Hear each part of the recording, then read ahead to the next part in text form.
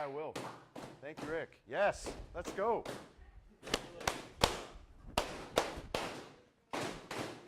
Lead it, Julian. What do we go?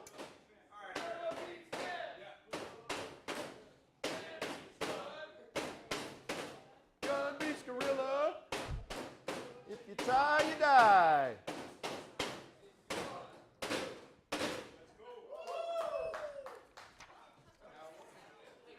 Hey, that's good. That's good. Man. Well, thanks, guys. Great to meet you. And some of the gang here was with us at Dad Camp over the weekend. And this is our third year here doing Dad Camp. And we've partnered with Anchor House all 3 years. And so it's been so awesome to partner with you guys and have you guys come serve alongside of us. And it's just been a joy. But I always want to kind of know like where you guys are from. We got a chance to know some of the guys over the weekend, but what I love about this program is you guys are so like geographically spread out, and you're coming from all over, not just even the U.S. So I know we've got one out of country. Any other out of country students here? Where are you from? Canada. Okay. And you too? Also Canada. Okay. Where in Canada? What part? Blue Jays fan? Blue Jays fan? Yeah. Because like this really, really hurt my heart the other day when he showed up like this. Where are you from? BC. What part? Just like an hour out of Vancouver. Name it. Aldergrove. Aldergrove. I grew up in Kelowna. Oh, cool. So there you go. That's why I'm saying it. So I'm a Canadian originally, but now I've been in the States for how long, Bridget? Now, longer than when I was in Canada. But yeah, I grew up in Canada and British Columbia. So welcome to my Canadian counterparts here. How many states are represented with you guys? I'm sure you guys have been asked that before. Quite. You haven't had that question before?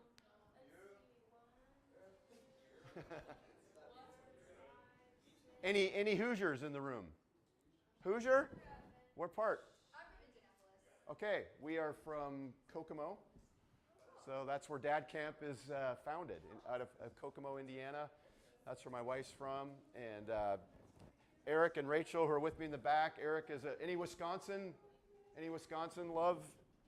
No cheeseheads other than Eric? Too bad, Eric. And but Rachel's also from Indiana, so she's from near Logansport. Is that good? Close enough? Kind of Walton, but yeah. So we're from Hoosier land now, and but yeah, I grew up going kind of down the west coast of the United States. That's where we would always travel is with my family. A little bit about Bridget and I. We've been married just this year 30 years, so and we became grandparents this year, so that's super awesome. So thank you guys. We have 3 kids. Our youngest is 23, and she's getting married in a month. So we're going to go home from Hawaii, and in a month we're actually flying to Cancun. She's getting married in Cancun, so that's going to be fun. She's marrying a young man from Atlanta, Georgia area. Any Georgia folks? No Georgia. So we're excited about that. They met at Samford University, so they go. That's where they met. So they live in Birmingham now. She's in pharmacy school. Our middle child is also a girl. She's married, and she married a young man from Grand Rapids, Michigan. So any Michigan people in the room? Go blue. My parents are From Grand Rapids? Yeah. So yeah, my son-in-law was born and raised in the Grand Rapids area. That's where they live now. And she actually works with Dad Camp. So that's been so fun to have one of my kids actually work alongside of me. So, and then our oldest is a son, and he and his wife who just had their first baby this year. So we have a little granddaughter. They live in Kokomo with us, and so that's really cool. Kokomo is just north of Indianapolis, about 40 minutes, small town, 50,000 or so. But that's where we raised our family. So I'm a Huntington University graduate. That's where Bridget and I met, again in Indiana, small little Christian school. And we kind of bounced around a little bit. We lived in Virginia, lived in Colorado, and now we're in Indiana. So Dad Camp, real quick, and then I'm going to do this crazy story I got to tell you really fast. Dad Camp is an organization that we founded. I was one of the co-founders, just privileged to be one of the co-founders. It's from 2006 out of Indiana, on mission to build stronger fathers who build stronger children. We just believe when dads win, families win. We just see, not sure if you know, like some of the statistics that are out there about engaged dads and disengaged dads, but when fathers are engaged in the lives of their families and serving and loving their families the way that God's called us to, as dads, that things change for families. And when we don't, things really do change as well.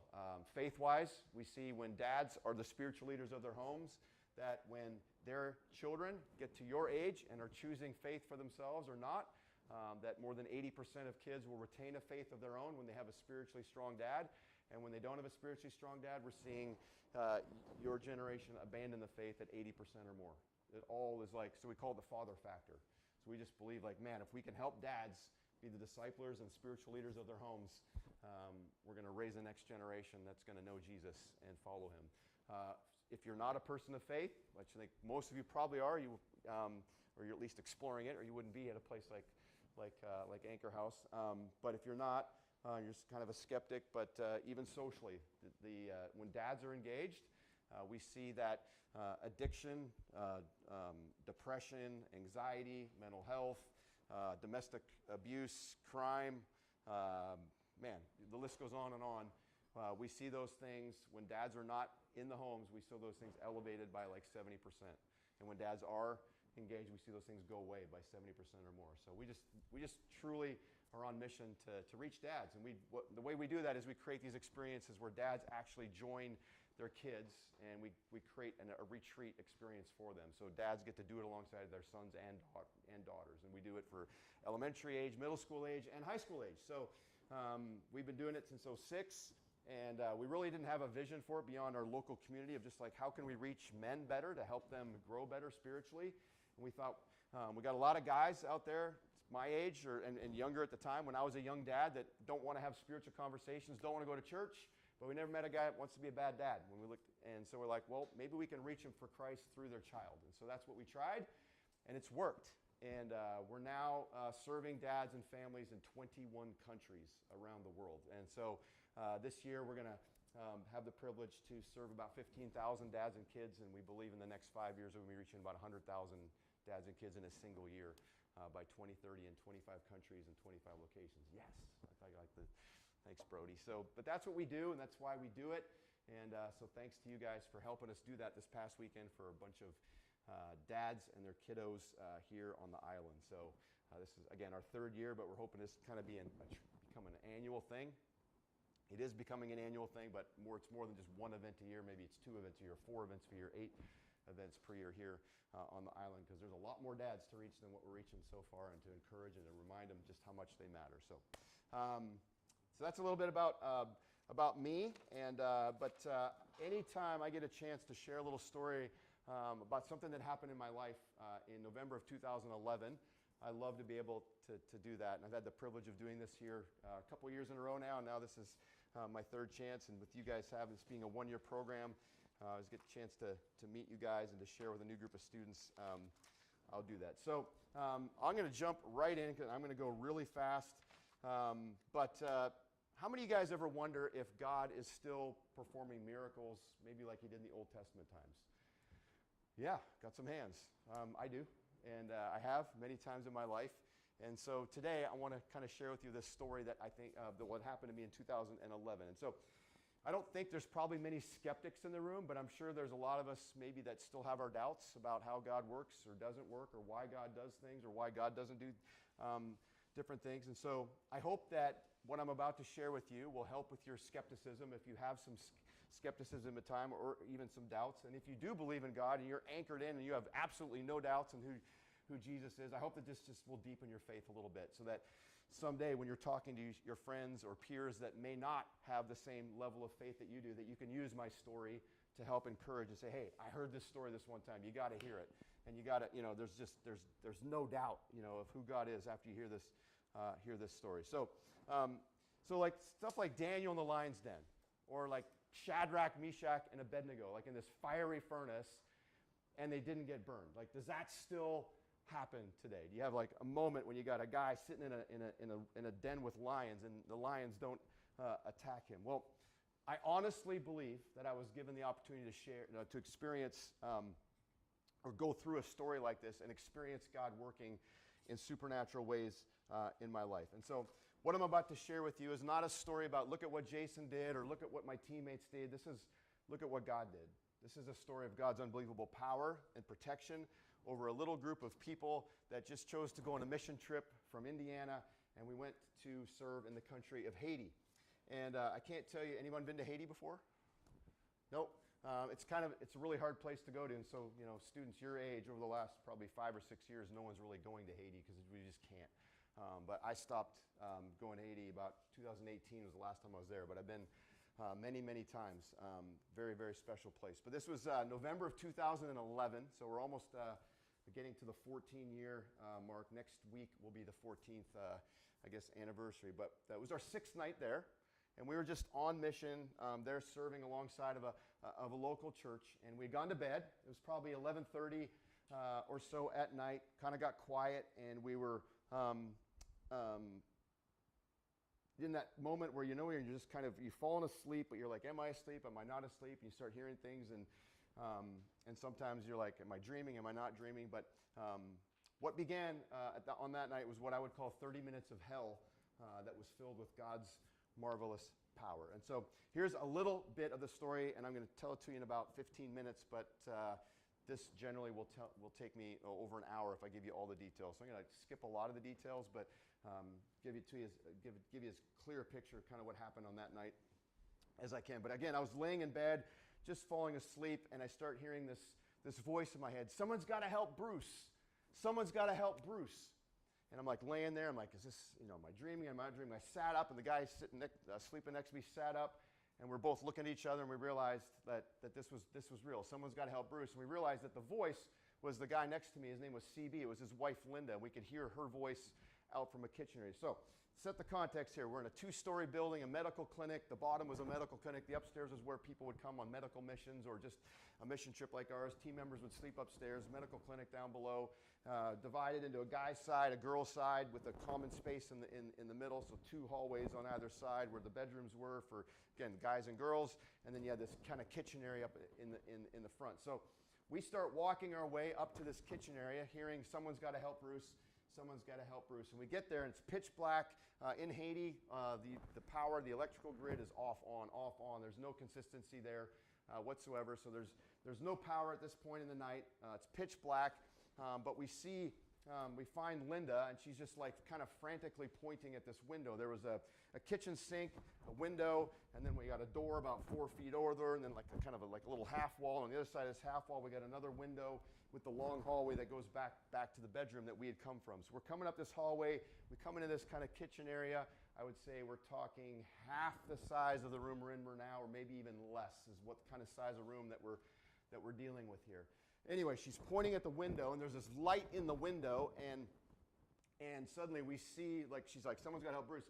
We see Bruce outside the window, and suddenly it goes from Linda's voice to Bruce's voice, and Bruce is saying, they're going to kill me. They're going to kill me. And so I'm like, who's going to kill you? Are you dreaming? What's going on? Why is Bruce even on the outside of this building? And what the reason was, there was an exterior deck. He had decided to sleep outside that night, sleep under the stars. He had been to Haiti before, been there many times. We didn't feel anything, didn't see any risk in that whatsoever. But anyway, he's on the outside. We're on the inside. He's screaming, they're going to kill me. He's pounding on the walls, and he gets to this door where he's pounding on the door, screaming, they're going to kill me, they're going to kill me. And so in that moment, I don't know what to do other than help a friend. And I don't know if he's in trouble, if he's dreaming, who's going to kill him. So I open the door, and all I remember at this point is seeing Bruce. And I grabbed Bruce, and I just pulled him as hard as I could, and he actually went flying past me. And as soon as he went past me, we tried to close the door as quickly as we could. And as we're closing it, we hit resistance. And then so that's when really the chaos began, the fight began.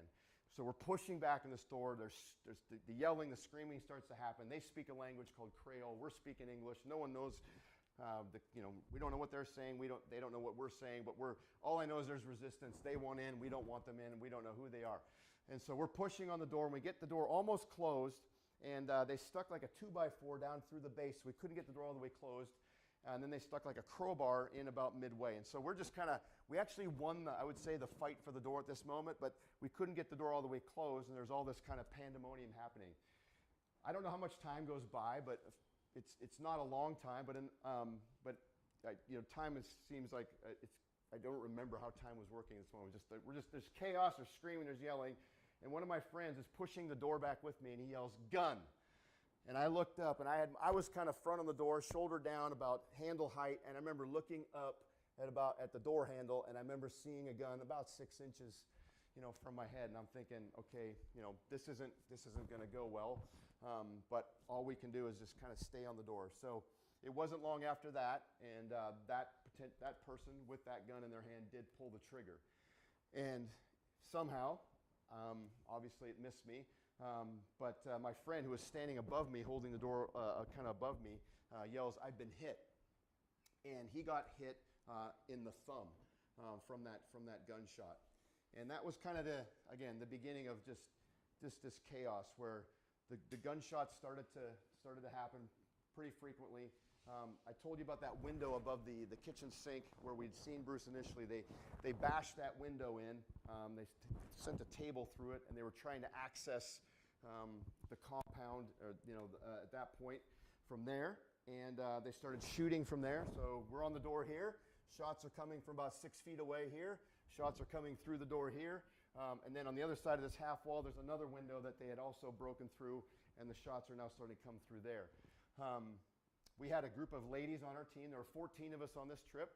I believe four of them were ladies. They were back in their bedroom, and they just were praying. And one of the ladies, after this event happened, she said, "I stopped counting, Jason, at 35 shots."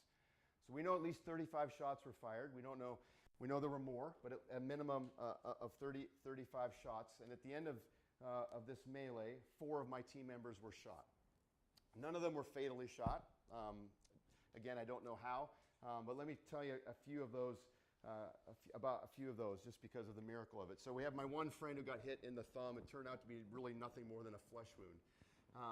Another one of my friends got shot in the leg, and the bullet went in and came right out the other side. And if you would draw a line from the entry point to the exit point, you would, if you have any kind of medical background and you know what's going on in there, you got your femur bone, you got the femoral artery, things that if they get shattered or ruptured, things aren't going to end well. And somehow the bullet kind of went around everything, because if you drew a straight line, it would have gone through his femur bone for sure, probably his femoral artery.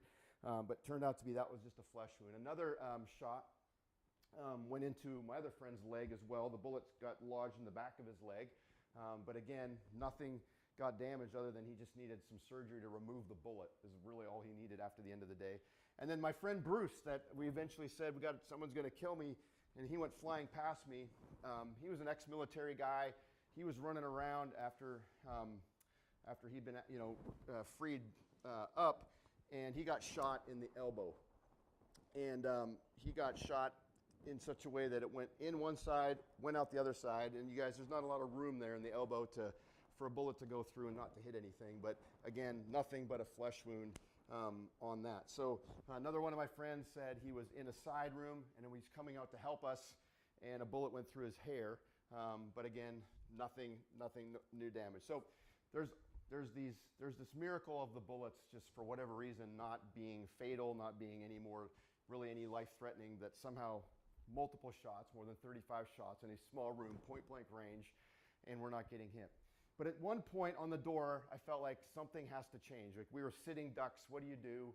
How do you, we can't just sit here forever and expect that this thing is going to end well. So I made a decision to go back down that hallway and go back towards where I had a backpack with a cell phone, and thought maybe I could call out for some help. And so my friend and I decided to make this run down the hallway. And I'll never forget that 10 seconds or 15 seconds of my life where I'm running down a hallway, and it felt like I was like a character in an Avengers movie. You know, when you watch the Avengers or superhero movies and the bullets are flying everywhere, and somehow the good guys never get hit, because they're superheroes. And we're running down this hallway, and the bullets are just hitting all over us, along the walls, and we're just running, two of us, two grown men running down a hallway, and we're just not getting hit, but the bullets are flying, hitting everywhere. And so we get back to this room, and of course, it's like a bad horror movie. I open up my phone's dead, no cell signal, all that kind of stuff. So that plan didn't work. So my friend's like, let's go back up and help the guys, and I'm like, and so we tried, and instantly took on more gunfire. So we kind of pulled back and said, okay, that's not going to work. And so I decided, in that moment, there was a window in the room, a window to the outside, that I was going to jump out the window and try to get to help. But before I get to that point, one thing I haven't told you about yet is my son was on this trip. And I'd taken him on this trip as a way to kind of like initiate him into manhood. Hey, he turned 13 years old. Yeah, that's a good initiation, right? So thought, let's take him on a trip, show him that life is more about serving other people, loving other people than it is about ourselves. That's when you'll get the best, you'll find most life in that. So I wanted to take him to experience that, and he was with me on this trip. And at this point in the attack, I haven't seen my son. He's not out there in the open area. I ran back to that bedroom down that hallway, and I found my son still asleep in his bed. And oftentimes I'll get, people will smile and kind of snicker at that, like classic, young teenage boy somehow, staying asleep through that kind of chaos. But the reality is, you guys, if I could describe the situation again, it was absolute chaos. I mean, screaming at the top of your lungs, gunfire. Like, imagine being in a room right now, and we're all getting attacked by 30, 40 gunshots in this room from that window, and you're staying asleep. Like, it's seemingly humanly impossible, in my opinion, that he somehow didn't wake up. Had he woken up, he would have thought, where's my dad? What's going on? I'm going to go try to find him. And he would have ran up that hallway that I just described. And I think he would have taken on a lot of gunfire. But somehow, when I got back there, he's still asleep. I woke him up. I got him under a bed in another corner of the room, got him into as safe a place as I could in that. The other thing that I need to tell you about, a miracle that I believe happened with my son, not only keeping him asleep while I was up at the front for the beginning of all this, but after the fact, we went back into this room to kind of clean up all the mess. And right above his head, where he was laying down, above his pillow, about 2 to 3 feet, there were bullets in the wall, bullet holes in the wall. So had he sat up in his bed, the gunfire would have hit him. And so, clear miracle that somehow we had this shield around us. We're not getting hit by bullets. My son doesn't wake up. I jump out the window is what happened next. And I thought, my friend said, don't do it. You're a dead duck. There's no sense doing that. But I felt like there was no other option to try to change the situation, to try to change the play. And so I said, I'm just going to do it. And so I jumped out the window barefooted. It was like I said, a second-story window. Landed in a dry bed, dirt flower bed. Thankfully, I missed a concrete sidewalk by a couple of feet. But landed, barrel rolled, and had to scale a couple of big boundary fences, and then ran about a quarter mile to a missionary's house, where I woke him up frantically, screaming like crazy that we were under attack.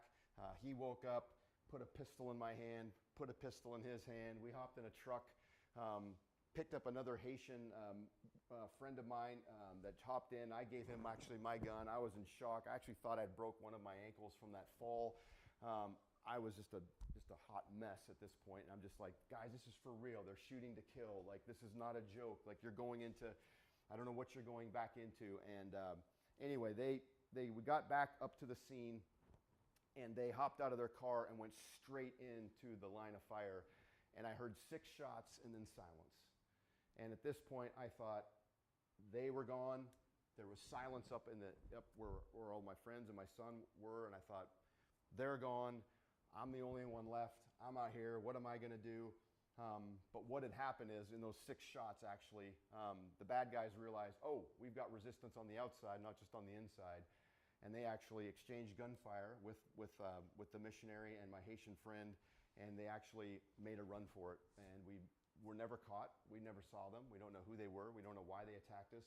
But that exchange of gunfire ended the situation, and we went up into the room to find that all of us were still alive, and that we were just in recovery mode. But there was glass, you guys, everywhere, and none of us had kind of like here, culture here. A lot of you don't wear shoes. Like we were shoeless, sockless, running around in bare feet. A lot of the guys were still like just in their shorts, and we were diving around in this glass, crawling around in it, trying to get around different things.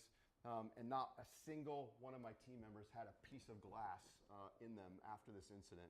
So it was what I believe is another miracle. We had, again, this shield around us.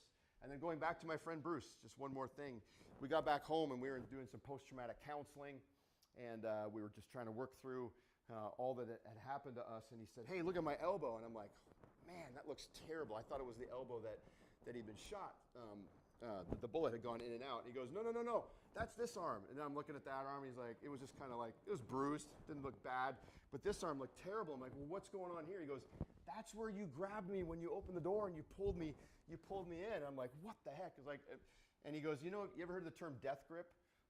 He said, "I call this my life grip. Like whatever you did right in that moment, you pulled me and freed me." What I didn't know, when I opened that door to start this fight, there were apparently six armed gunmen.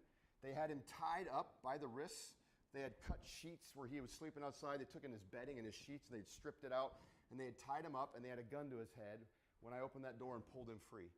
And somehow, that gun the trigger didn't get pulled in that moment. Somehow, I pulled him free from him being tied up. And so he goes, "I call this my life grip." And that's kind of how he referred to it. So I believe I was giving you guys a power in that moment that was not of my own, that God gave me to free him and to help save his life.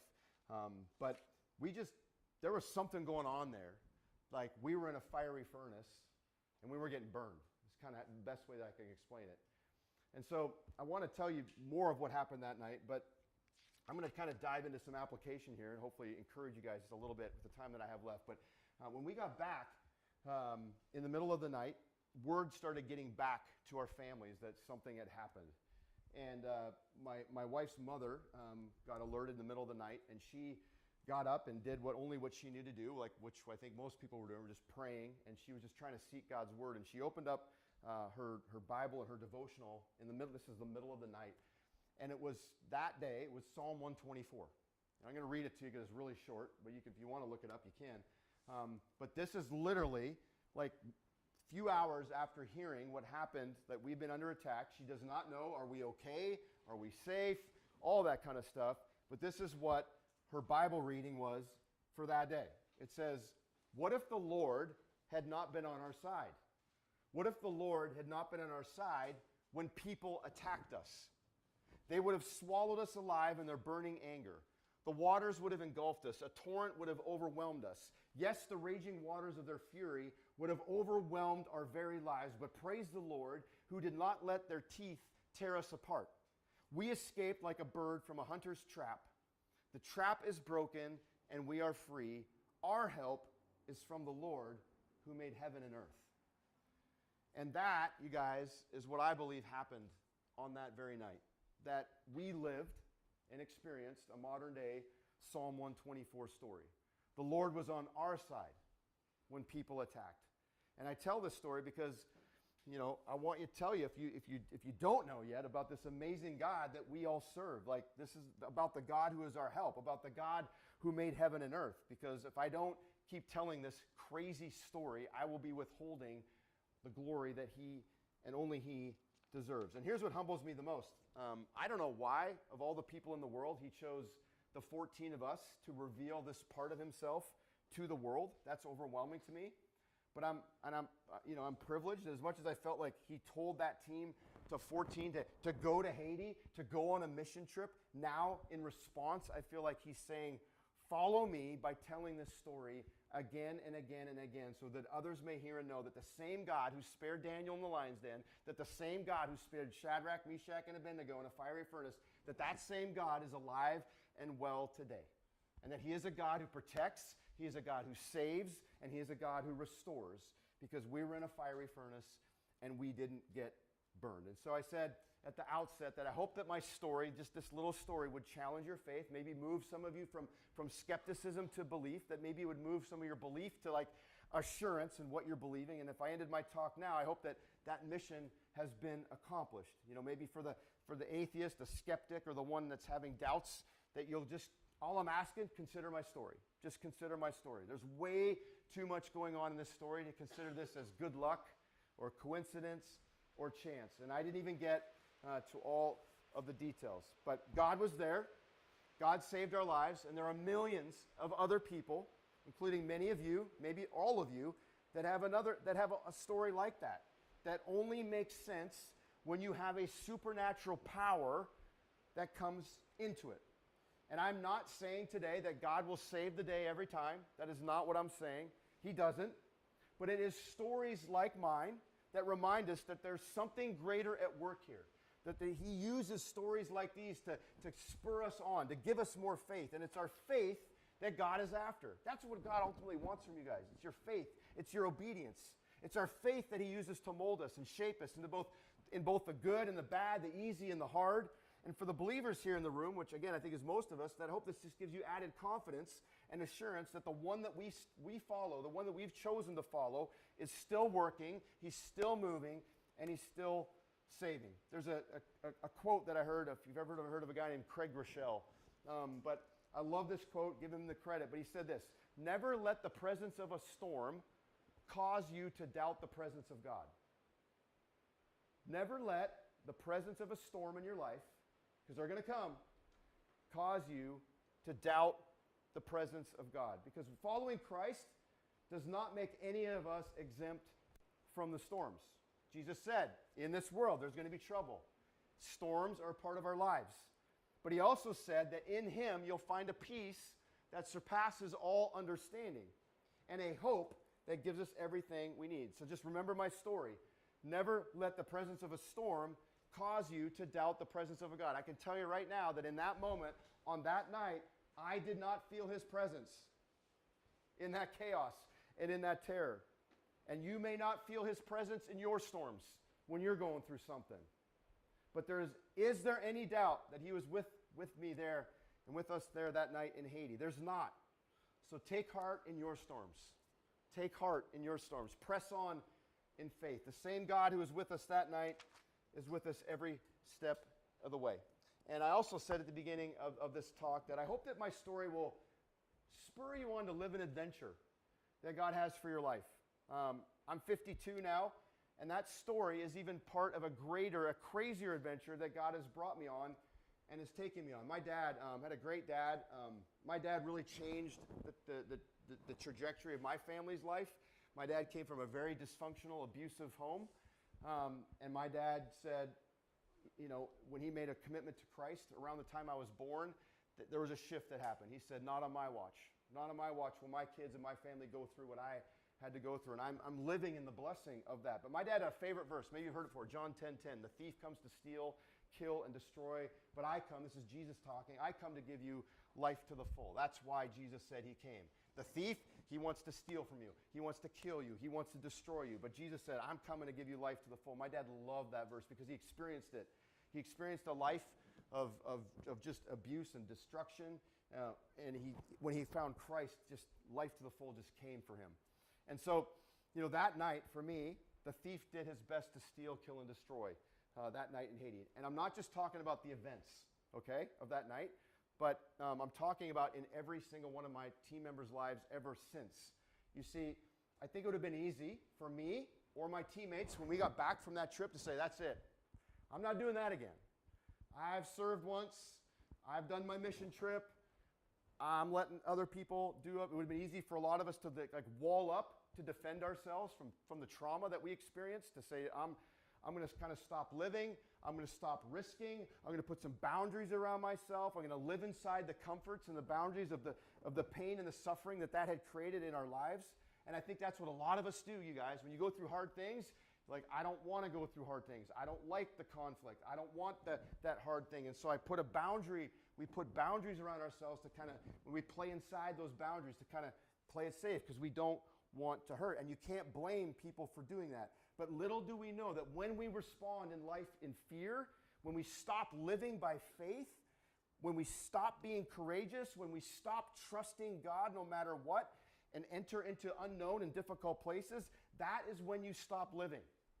That is when the enemy has defeated you. That is when he has stolen from you, when he's killed, when he's destroyed the abundant life that God has for you. And I've heard it said this way. This is not a Bible verse, but it's kind of redefined this John 10:10 verse for me. And this is what I've heard. And this is one of those defining kind of statements in my life. But it's this: never let your pain and suffering dictate the boundaries of your freedom. Never let your pain and suffering dictate the boundaries of your freedom. When I got back from Haiti, I said, I'm out. Never again. Never again am I going to put other people in that kind of danger. Never again am I going to risk like that. Never again am I going to serve people in other countries. Never again was I going to step outside my comfort zone. I said yes once. Now it's someone else's turn. And unaware of it at the time, but my pain and my suffering was dictating the boundaries of my freedom. I was letting that pain and suffering now create this new life that I was going to live. And little did I know, and little do most people know and understand, is that life to the full that Christ talks about in John 10:10, this adventure that God has for you, it's actually found on the other side of your pain and your suffering. It's found on the other side of what the thief is trying to take from you. It's found when you step into what is hard and what is scary, and you come out on the other side. It's because that is faith. When you step into the hard stuff, that is faith. And that is God reminding us of this. He says, show me your faith. God says to us, I believe this. And then he says, and I'll show you my faithfulness. You show me my faith, God says to us, and I will show you my faithfulness. And I think sometimes when I share this story, maybe that's what someone or all of you just need to hear. Because maybe you, in something going on in your life, you're choosing to let your pain and your suffering dictate the boundaries of your freedom. Maybe you have a tough relationship right now that's kind of broken and it needs to be mended. But you've chosen, I'm not going to go press into reconciling or go into that tough relationship because it's hard. And instead, you're choosing to remain in brokenness instead of having a tough conversation. That's not freedom, you guys. Maybe you find yourself in a tough circumstance and you're just choosing, like, you know what? This is hard. I'm going to play it safe. It feels too risky. And you miss out on an incredible growth opportunity that God has for you. That's not freedom. Maybe you're letting your fear or some anxiety control a decision. Maybe you're in a constant state of worry. That's not freedom. Maybe you're letting bitterness or an unforgiving attitude control you because, you know what? I'm right. I'm going to stand my ground. That's not freedom. Maybe you're resisting to take a leap of faith at this season of your life. That deep down you're like, you know what? I know God's called me to do this, but I'm gonna kind of push back on that. That's not freedom. And yet all of those things will steal and kill and destroy us on some level. But there's a God who said, come through this. Trust me, on the other side. Enter into the pain. Break through it. Step in faith, and I will show you my faithfulness. And I believe in what I found in life, that when I do that, man, there's freedom on the other side. And God is so much bigger than these things that I say that dictate the freedom that I have. So don't let your pain and suffering dictate the boundaries of your freedom. So as I close, as I said earlier, my posture after that trip was to say, never again. But a year later, it was really clear what God was saying. Go back to Haiti, Jason. Go back to Haiti. Press past the fear because the work isn't done. Trust me and have faith that I've got a plan that is so much greater than just saying, you know what, just play it safe now and you're in these new boundaries that I had made. And so a year later, with my wife's support, I went back. And it was terrifying. But it changed the trajectory of my life. And going back had a tremendous influence on the greater story that I haven't even told you about. I had no idea that was already happening. And that what the thief, I believe, was trying to steal from me in Haiti on that night. The greater story is this thing called Dad Camp. You see, we started Dad Camp in 2006, 5 years before this all happened. Dad Camp had started. And up until that Haiti trip, Dad Camp was just growing steadily, but the truth is, none of us knew what God wanted to do with it. We just kept being obedient to an event here, an event there, but the thief knew, and I believe he used that event in Haiti to try and steal away my thoughts or my hopes of Dad Camp having any international impact by putting me through a terrifying international experience that would convince me to never be a part of anything international ever again. And he succeeded for a season. But through that season, I kept hearing him saying, don't let the enemy win. Don't let the enemy win. There's a bigger work to be done. And so I went back in 2013, just a year after the attack, and the international story of Dad Camp was launched a few years later. Where? In Haiti. And not just in Haiti, we actually created an event for dads and kids in the very location where that attack happened in 2011. And so fast forward now, and Dad Camp is now serving in 21 countries and has been witness to hundreds, if not thousands, of dads and kids finding Christ. Tens of thousands of families now that are being strengthened. And our prayer, again, I think I said earlier, that we'll be reaching and impacting and discipling more than 100,000 dads and kids in a single year by the year 2030. It is crazy what God will do when you just say yes. I'm telling you, when you don't let your fear, you don't let your pain, you don't let your suffering dictate the boundaries of your freedom. And so what is life to the full that Jesus says? What is it? I think it's a just say yes life. That's what I think. Just say yes to wherever you sense God leading you to go and just asking you to do. The thief is going to do whatever he can to take that from you. Don't let him. There's a war for your life. There's a war for my life. Fight it and trust that the story that God has for you is a story you guys cannot imagine living. Believe Christ, that in him there is life to the full. Show him your faith and let him show you his faithfulness. And I'll leave you with this. As you live your just say yes life, I would encourage you to ask these two questions when you wake up every day. Every day when you have a decision to make, ask these two questions. A friend of mine just shared this with me earlier this year, and it's so good. These are the two questions. What do you want me to know? God, what do you want me to know? And what do you want me to do? What do you want me to know? And what do you want me to do? Just ask those two questions and obey. And obey. And I believe this is where you will find life to the full. And you guys are in a stage of your life where you've got a lot of decisions to make that will affect, some big choices, some big paths that you're taking. And honestly, I would offer you this. I don't believe there's only one right choice.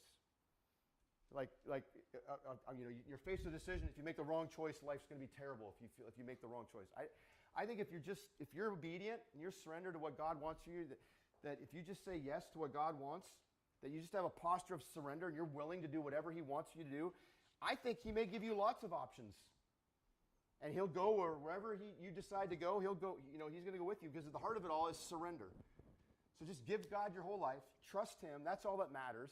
And I think that's where you're going to find life to the full. So that's a little bit of my story. I hope that I give you guys, some of you that are maybe in that still doubting phase or skeptical, hope that my story gives you a little assurance. And those of you that are like absolutely convinced of who Jesus is, and I hope that this story will just kind of give you, some more, another tool for your tool belt to when you're encouraging your friends and when you're talking to other people about your faith, you can say, hey, there's this story that happened. You can't deny God's movement. There's a story of a guy that was in a fiery furnace with his friends and they didn't get burned.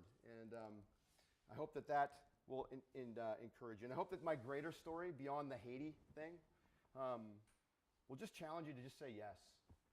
Just say yes. I love what you guys are doing here. To take a year out of your lives and just say, I'm going to come and just kind of grow in my faith and grow in my understanding of who God is and try to commit to the direction that God has for me. There are so few students, people your age, that are doing this. So we just want to commend you and encourage you and say, way to go. Keep exploring where God is taking you, but just to go. I love the saying, just go until you get a no. Just go until you get a no. It's a great life to live when you go that way. It's the hardest for any of us to do, I think.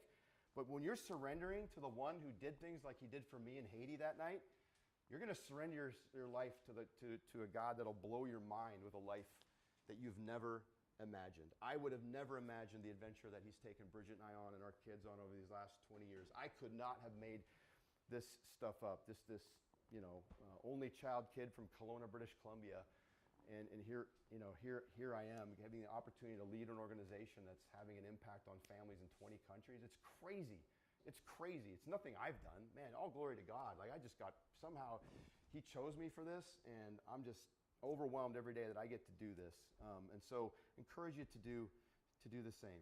But, my prayer for you is that he'll take you all on a similar adventure, as you guys are submitting and saying yes to him. So thanks for letting me share with you guys today and just share a little bit of my story. And thanks for Anchor House being a part of the Dad Camp story. Thank you, Rick, for sharing your ministry with Dad Camp. And just keep saying yes, you guys. Any questions? Well, sometimes there are questions about that story and things, but yeah. You might have mentioned this, but why were you guys getting shot? We don't know why we were getting. We think it was gang related. We think that we were a part of we were aligning ourselves with a church in Haiti, and we were doing best way to put it is we were helping them do like a revival, like a week of revival services.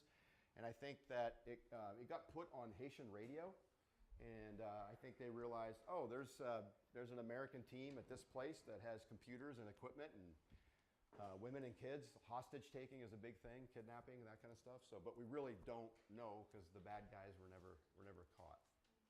Yeah, you had a question. You said he was banging on the door window. How was he?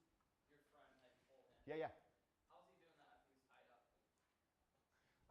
So he was tied up, and what I think was happening, he was kicking the door and doing this, so that I don't know though. All I remember is the door was banging and he was yelling, "Someone's going to kill me." That's about all I could see or know in that moment. But yeah, So you knew you had to save him before he even was in that situation? Or I didn't know what I don't know what the trouble was. He was saying someone's got to kill me. We didn't know, is he having a bad dream? Is he, we didn't know what was really going on. I just knew there's a friend outside that seems to be in trouble that is wanting to get in. So I started a fight and didn't know I was starting one. I didn't know what I was doing, but I was just trying to help a friend.